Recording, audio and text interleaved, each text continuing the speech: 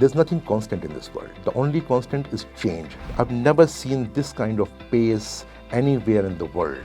Love what you do and do what you love.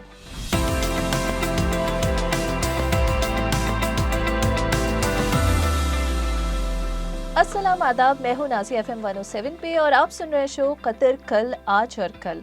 इस show में हम आपकी मुलाकात उन शख्सियात से कराते हैं जिन्होंने कतर की हैरत अंगेज़ तरक्की में बुनियादी किरदार अदा किया।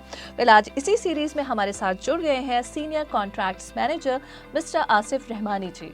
बहुत बहुत शुक्रिया Nazia first of all for this beautiful introduction. अच्छा सर, जैसे मैं जानती हूँ कि आपने डिफरेंट कंपनीज के साथ जुड़कर काम किया है मुख्तलिफ कंट्रीज़ में, so how do you find Qatar different from other countries? There are various aspects of the beauty of Qatar. I've seen Qatar growing when I first arrived in Qatar in 1992 to today, which is now nearly 30 years' time. Qatar has grown from a very small country with a very small populace. और आज Qatar is almost 10 times what it was 30 years ago.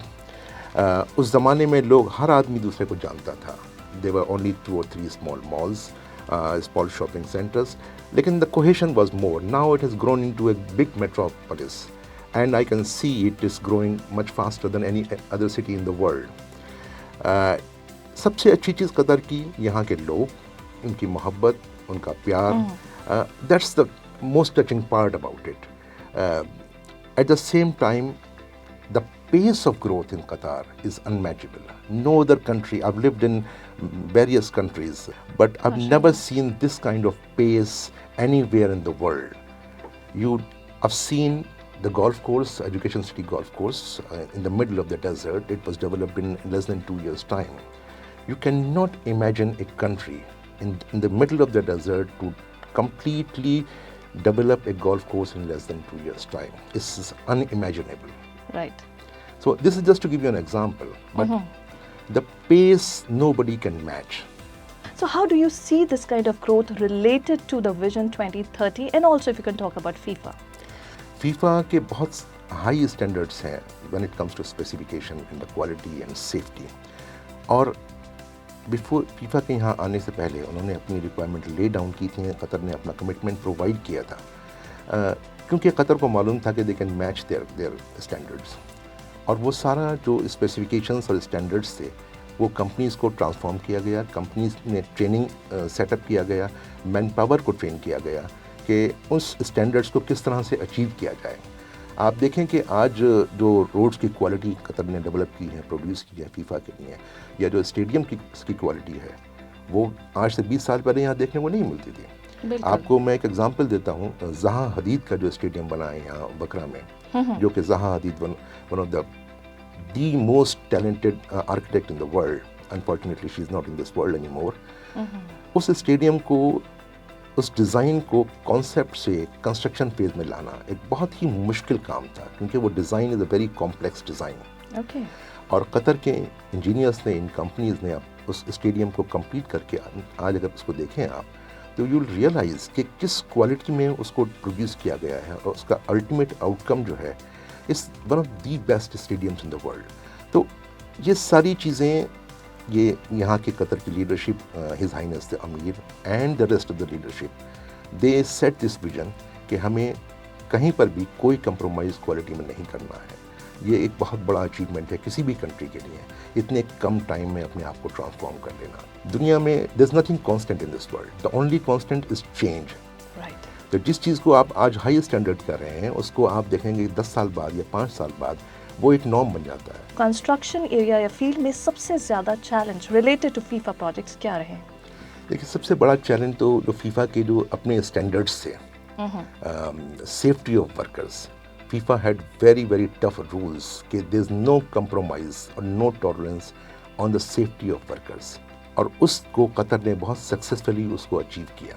आप खुद को upgrade रखने के लिए क्या तरकीब करते हैं, मतलब क्या कुछ फॉलो करते हैं? Okay, keep yourself abreast with all the changes in the society and in the technology. At the same time, अपने आप को उसमें इन्वॉल्व रखना और नॉलेज को कंटिन्यूस प्रोसेस लाइफ का बनाए रखना, ये सबसे इम्पोर्टेंट चीज़ है. मेरे ख्याल से अगर पढ़ाई को और अपनी एजुकेशन को आप अपना एक पैशन बना दें, पहली बात तो ये कि आप वो पढ़ें जो तो आपको पसंद है. Do not go for anything which you do not like or your parents or your friends or peers put pressure on you to learn. क्योंकि वहाँ आपका पैशन नहीं होगा. सर आपने स्पोर्ट्स की बात कर ही ली है और मैं ये अच्छे से जानती हूँ कि आप बहुत ही अच्छे गोल्फर हैं. लेकिन जी. अगर गोल्फ के अलावा आपको मौका दिया जाता है, it is a very hypothetical question, ji. अगर मौका दिया जाता है कि आप कुछ और खेलें तो किस स्पोर्ट को आप परस्यू करना चाहते हैं और क्यों? देखिए, बीइंग एन इंडियन, हम सभी लोगों का क्रिकेट हमारा एक नेचुरल स्पोर्ट है. As a child I used to play cricket, but मैंने बहुत क्रिकेट खेला है. और आज भी अगर आप मुझसे पूछें तो क्रिकेट मेरा जेन्युइन नेचुरल फर्स्ट स्पोर्ट है. ओके. लेकिन विद एज आप you can not continue with cricket. You have to switch over. Then I switched over to golf because this is one sport you can play all your life, even when you're 80 or 90 years old. लेकिन other than golf, my other interest is in salsa. अच्छा sir, अभी FIFA की बात करते हैं, football की बात करते हैं, आपकी पर्सनल फेवरेट टीम कौन सी है? Australia, because I'm an Australian citizen. My family lives there. I've been living there. I love Australia because India could have been, लेकिन India unfortunately could not qualify. So the other best team for me is Australia. Okay, great great. अच्छा sir, देखिए FIFA के लिए कुछ companies जो हैं वो पहले काम करती हैं और कुछ का काम होता है इवेंट के ख़त्म होने के बाद. तो आपको क्या लगता है किन कंपनीज का स्कोप है after this mega event?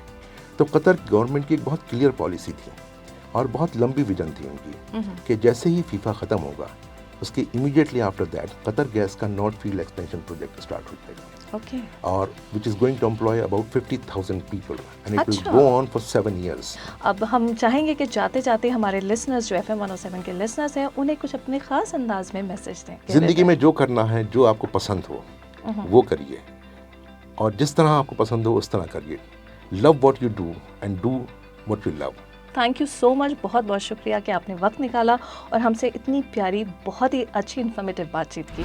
Qatar is hosting FIFA World Cup for 2022. I wish the very best to Qatari football team and the fans. Enjoy the game and long live Qatar. Radio 1